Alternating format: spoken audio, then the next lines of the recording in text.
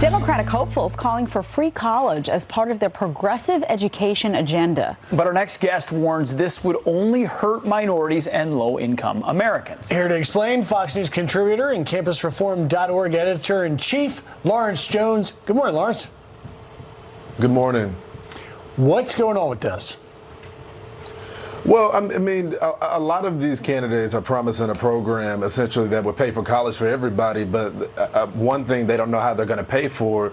But I think the larger question that we need to have in this country, should everyone be going to college, right? There's a lot of people that were promised when they were growing up that if you worked hard, you got a good, went to college, you would get a good job, pay a lot of money.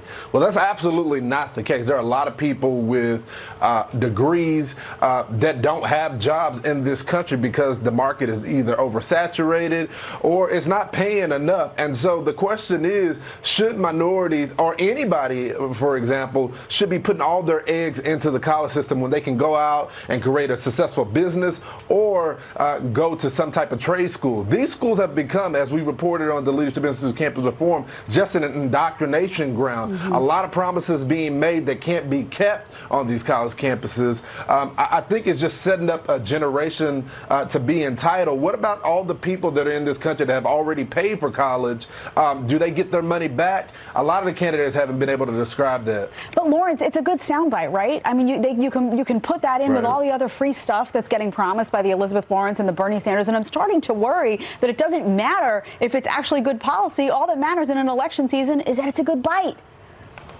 Right. Since we're in a Democratic primary, many of the candidates want to. The new thing is free, right? And so when you don't have to tell voters how you got to pay for it, I think it's easy to say, 90% of Americans support this. Who doesn't want free stuff? But at the end of the day, the generation that they claim that they're going to be paying college for are going to be left to pay for this stuff. And when you see the national debt rising the way it is, I think a lot of these candidates, when it comes to the general election, are going to have to explain why they have so many policy proposals that can't be funded. Yeah. Of course, what we're going to do is print more money.